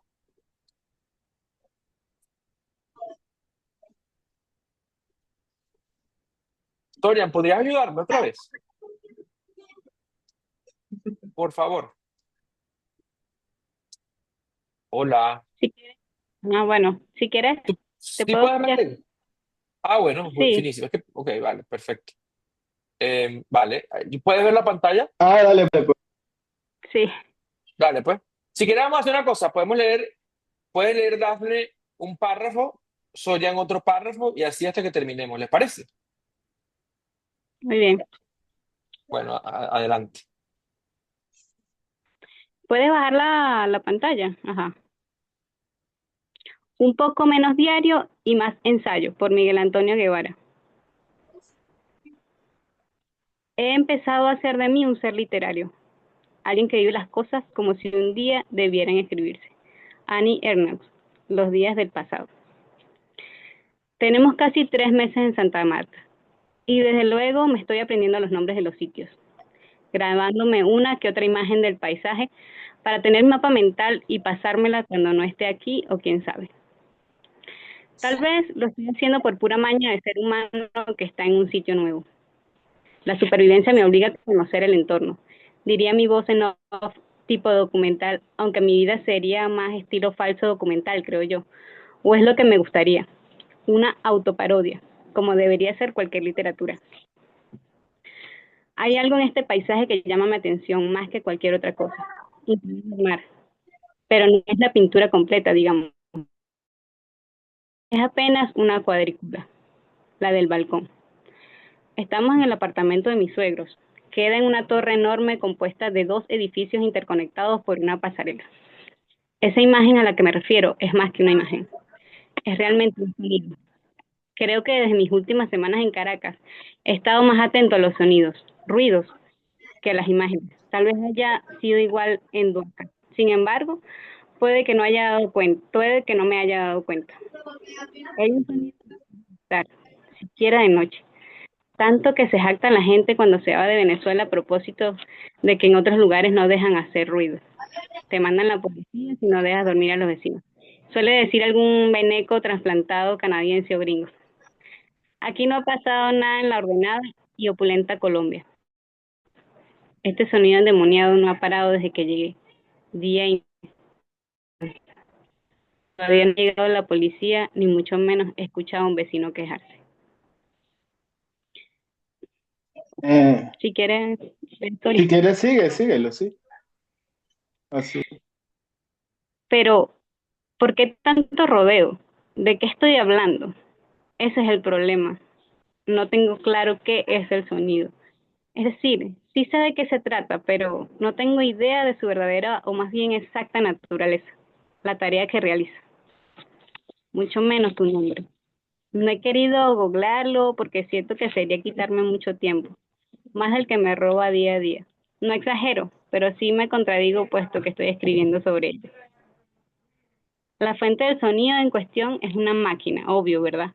La modernidad siempre haciendo de las suyas, a veces en forma de ideología, otras en forma de aparatos, pero siempre con la violencia de por medio. La violencia es la única permanente en la modernidad. Exagero, pero suena bien, ¿verdad? Además, lo que es más importante, tiene sentido. Se vale exagerar cuando no se dicen mentiras. Rara, pero no es del todo desconocida. Podrían ser retazos de diferentes máquinas para obrar un destino en concreto.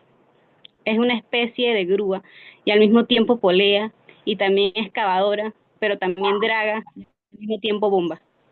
No sé exactamente lo que hace, pero tengo días viéndola y puedo imaginarme, o más bien especular, cuál es su propósito. Está instalada en un patio al frente del edificio, a 1,5 cuadras del mar. Desde mi cuadrícula veo esa otra cuadrícula. Es como un pequeño teatro, una puesta en escena de la construcción. Varios hombres que no dejan de trabajar y uno que está bien vestido y solo observa. A lo mejor es el ingeniero, el maestro de obras, el arquitecto o el dueño de ese esperpento. A lo mejor es un meme y no me he dado cuenta. Todo siempre está lleno de agua alrededor de la máquina. También hay tanques que eventualmente están llenos y vacíos de agua. La constante es un charco alrededor de la máquina. ¿Pero qué hace exactamente? No lo sé. Creo que lo he dicho líneas arriba. Solo puedo decir lo que parece estar haciendo. A, sacar agua y B, rellenar con cemento. Es decir, no es una máquina, sino un devoraplanetas en miniatura. Galactus en persona, bebé gateando. Pero eso no deja de hacerla inofensiva, sino lo contrario. Es tal vez la representación de la voluntad de la modernidad. De moneda en moneda se hace un rico y de gota a gota se vacía un pozo. Es probable que sea agua salada, dice mi yo objetivo, esa voz del antropólogo del siglo XIX que a todos nos habita. esa especie de periodista a sueldo personal, el justo, la justa, esa baraja de tarot mal echada. Conozco las manchas en su revés, así que estoy seguro que salió en esta tirada, la justicia. Pero como tiene una polea, no, pero como tiene una polea, no todo podría ser una balanza. También tiene posibilidades de ser el colgado. Pero aquí no hay nihilismo, pausa o meditación, sino lo contrario. Parece más lo otro. Es un juez esa máquina. Porque por más femenina que sea una máquina, no tiene por qué llamársele de forma femenina. No sería justo, ¿verdad? Es bueno aclarar que esto no es llorantina ecológica, de esa tan pregonada en estos tiempos, pero es bueno preguntarse, y si fuese así, ¿cuál es el problema? Mientras me pregunto esto, escucho al máquina trabajando, el sonido de su motor, mejor dicho, su ruido atravesando la sinfonía en la menor de Rachmaninoff que mueve mi prosa. Le dije a Yurari días atrás algo así como, el día en que Santa Marta sea un escenario tipo Mad Max, la gente buscará los pozos para beber agua y solo encontrará galerías llenas de cemento. Desperté a ese algo anda mal con el mundo desde muy pequeño. No fue cuestión de ideologías o activismos, nada de eso. Era un niño solitario que leía todo lo que caía en sus manos. Teníamos en las escuelas un libro infame llamado Enciclopedia. Perdón, discúlpame. Enciclopedia Básica Popular o algo así. Tan feo que incluso de niño podía darme cuenta de que no estaba hecho con amor. Había para cada año escolar. No recuerdo de qué año era aquel, probablemente de segundo, porque es un recuerdo de mis años de segundo grado. Antes de la tragedia de la mudanza, que es tema para otro día. Recuerdo haberme topado con con el pasaje que hablaba de lo que se hace con los desechos humanos, o más que lo que se hace, contaba el curso del agua de nuestras casas, hacia dónde va, de dónde viene. Un dibujo terrible en ambos sentidos, por técnica y por lo que representaba al terminar el pasaje. Era algo así como una gran tubería por la que salía agua contaminada y daba finalmente al río, al mar. Puede que esta haya sido una asociación deliberada o más bien accidental, cosas de la memoria y la escritura cuando no se ejecuta con un plan preestablecido. Puede que mi educación sentimental en torno a la naturaleza esté ligada a ese evento, a mi descubrimiento del algo está mal con el mundo. De verdad que no exagero. A partir de allí supe que todo es una suma de arbitrariedades. Entendí por qué la maestra era más amable con otros niños que conmigo y ese tipo de cosas. Es decir, me di cuenta de la conjura que hay de esos todos contra todos, que los adultos ocultaban algo o peor aún, se hacían los locos de que estábamos envenenando al mundo. Las tareas y obligaciones no eran más que excusas para no enfrentar la realidad, para no hacernos responsables. O mejor dicho, cambiando el tiempo, las tareas y obligaciones no son más que excusas para no enfrentar la realidad, para no hacernos responsables. Algo está mal con el mundo y ya entiendo por qué no me gusta, porque hay cierta incomodidad desde que tuve cierta conciencia. Después de aquello, creo que la vida ha sido un reafirmar esa idea, con sus variaciones y respectivas singularidades, cambiando desde luego la suma de responsabilidades por el desastre. Nunca ha sido algo así como todos somos culpables. Ustedes lo saben mejor que yo, porque una verdad tiene distintas caras. Incluso la mentira, de algún modo, es una cara de la verdad, un nudo de ese gran tejido de las cosas. En la medida en que nos hacemos conscientes de algo.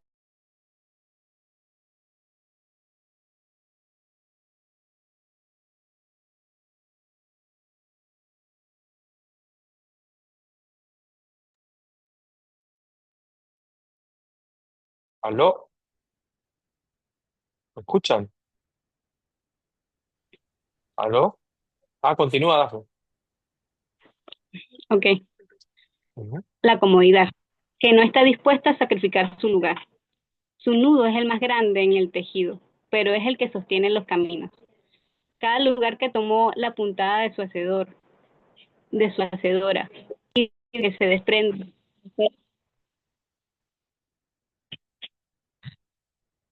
Perdón, del textil, que me perdonen los recursos y las capas por usar la idea del hilo, ese arcano, para describir lo que está bien con las conexiones de la vida, para hablar de su antónimo. Pero no podemos olvidar que la muerte también tiene sus conexiones, Corrijo, aunque queriendo decir lo mismo, la muerte no tiene nada que ver con esto. Ustedes saben a lo que me refiero. Ojalá el lenguaje no fuese tan limitado. Ojalá yo y mis recursos no fuesen tan limitados para hablar de algo de lo que apenas especulo. No hay palabra que no salga de ninguna boca que no tenga un poco de eso. El ruido de la máquina tragamundo sigue sonando detrás de mí. Me pregunto si seguirá sonando toda la temporada. Creo que estaremos aquí por un par de meses más. En un ataque de ansiedad probablemente me volvería loco. Me rompería saber que no se detendrá nunca o mientras yo esté aquí. Pero es inevitable pensar que el ruido no deja de ser. Seguirá siempre allí, pero transmutado. Será otra cosa, pero ruido siempre. La palabra ruido me recuerda a las ahora lejanas clases de teoría y solfeo en la adolescencia. A la teoría de la música de Danhaus. La música es el arte de combinar los sonidos y hacerlos agradables al oído. Algo así decía. Jugábamos en la academia de música a invertirle el sentido cambiando una palabra. Mientras se ausentaba el profesor, amargado, gatekeeper, como suelen ser los músicos de mediana edad, acabados por no haberse convertido en las estrellas que querían. ¿Qué palabra era? Pues es fácil imaginarlo. Cambiábamos sonido por ruido y el resultado era un estallido de carcajadas. Cagados de la risa nos burlábamos del mundo y el ruido era nuestro cómplice, porque en ese entonces existían cosas como lo sagrado dentro de un salón de clases, así que la transgresión tenía sentido. A lo mejor era peor que eso. Era una gran herejía la que estábamos cometiendo y no nos dábamos cuenta. A lo mejor creábamos una versión de la realidad o un futuro, y esa sentencia, ese juego, se materializaba en algún lado, y la música no era la música, y nuestro cinismo, todavía joven, no hacía sino representar el mundo repleto de ruido y desesperanza. Esos niños que intentaban aprender a leer el pentagrama, o podrían ser los obreros que sacan el agua de ese pozo atiborrándolo de cemento, o el ingeniero que les observa, o este que transcribe lo que ve, ese extraño paisaje.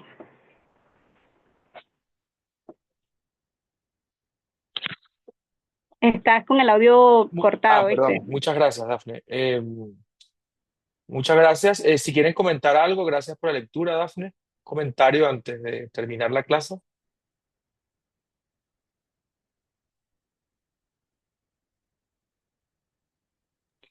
Perdóname, ¿puedo hablar? Sí, claro, por supuesto, adelante. Me tocó mucho porque también es un poco es un cuento y, y a la vez es ese sentir, ese ruido y justamente me toca mucho ese tema porque sabes que vivo en el campo, en la montaña y en una oportunidad me tuve que mudar al pueblo, o sea que ni siquiera es una ciudad y se sentía el ruido, o sea, ese ruido de la modernidad, ¿me entiendes? Ese ruido que producen los aparatos, todo, porque bueno, yo no tengo nevera, no, ahorita lo que tengo es un secador de ropa y hace mucho ruido. Y justamente se siente esta diferencia y eso que no estaba en una ciudad como Santa Marta, estaba en un pueblo a 3 kilómetros de la montaña y se sentía el ruido al punto de que te quita hasta el sueño, o sea, Wow. te vuelve insomne. Entonces, entonces gracias, porque me sentí muy conectada porque lo he vivido y además sí, algo está mal en el mundo. Gracias por tu comentario, Dafne. Me pasó otra vez que estaba, algún día escribiré esa crónica, a lo mejor. Estaba, eso fue comenzando la primavera. Yo me voy con unos amigos en Eugene, allá donde yo vivo en Estados Unidos, a subir al Spencer Butte, que es como el Spencer Butte, es como el Ávila de la ciudad, ¿no? Como el Guaraíra Repano, pues, como un cerro que hay ahí, el Spencer Butte, además. Pueden buscarlo, Spencer Butte, voy a ponerlo aquí. Es un lugar muy bonito, se lo puse en el chat para que lo puedan googlear y buscarlo. Subí con unos amigos, uno sube haciendo hiking, ¿no? Caminando y vaina, y subimos a la cima, ¿no? Entonces se veía las montañas nevadas de Oregón, y de ahí creo que se ven un montón de cosas preciosas, ¿no? Un escenario maravilloso de, como te digo, que se ven las montañas nevadas por un lado, por el otro lado se ve el valle del Willamette, que es el valle de Oregón, ¿no? El estado de Oregón. Entonces de repente escucho, y era una motosierra, una cosa lejísima, pero era una motosierra, y escucho cuando el árbol es cortado y cae, ¿no? Yo decía, wow, ni siquiera en un escenario como ese, alejado de la civilización, pues el ruido está, o sea, la huella humana está donde alcanza la vista, ¿no? ¿Alguien más quiere comentar algo?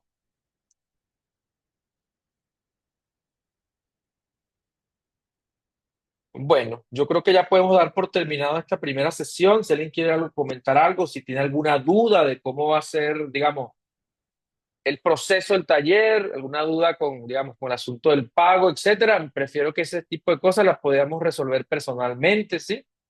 Pueden escribirme por privado y vamos como resolviendo. Recuerden, les puedo reenviar el brief, el programa del taller, para que vean que también tenemos distintos métodos de pago, incluida el intercambio em, de servicios también.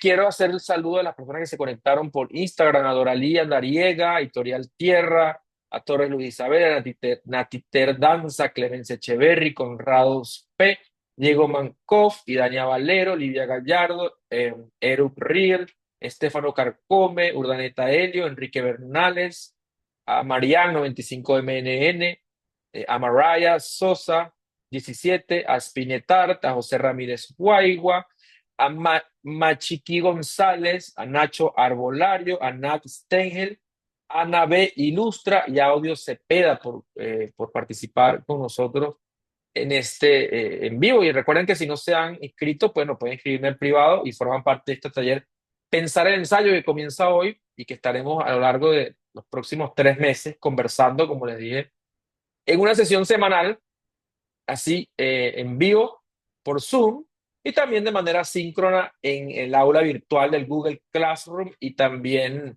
en las office hours, o esa hora que vamos a poder. Recuerden, ustedes me dicen el día que tienen, la disponibilidad que tienen para empezar a hablar de sus proyectos. Y lo otro es que, bueno, vayan entrando, les recuerdo nuevamente, entren al aula virtual. Si no tienen todavía el acceso al aula virtual, mándenme su correo Gmail para agregarlo, o si ya están, mandarles el enlace de nuevo y vayan, por favor, para el miércoles que viene. Nos vemos de nuevo a las de 10 a 12 y sobre todo para que hagamos lo de, em, podamos hacer esto de hacer todas las lecturas para que vengamos ya preparados para esas lecturas, podamos ver la microclase, todos los recursos que están disponibles en el aula virtual.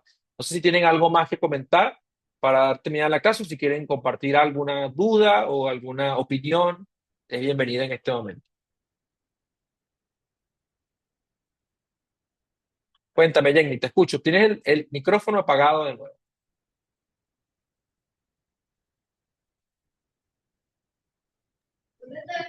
Te escuchamos, Jenny.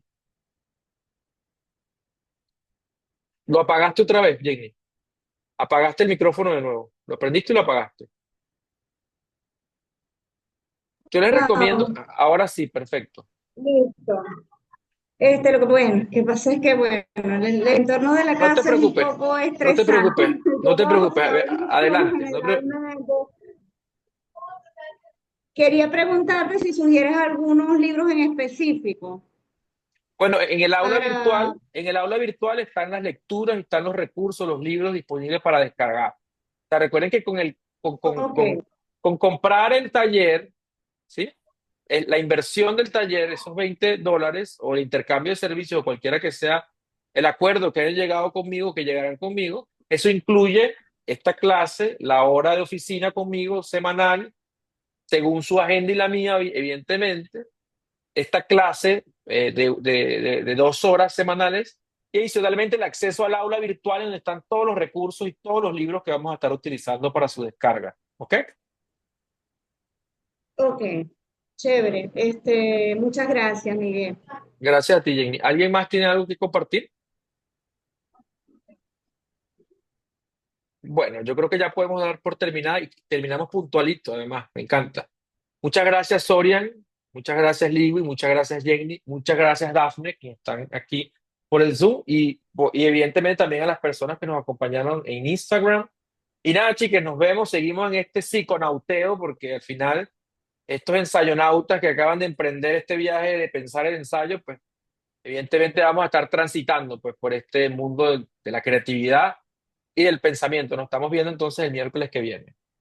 Chao, chao. Esta clase va a estar Nos vemos, disponible. Leonardo, nos vemos todos. ah, Eso, esa clase va a estar disponible también en el aula virtual a partir, bueno, de hoy mismo en la tarde. Que estén muy bien. Un abrazo grande y gracias por el diálogo. Chao, chao. Tío, pues.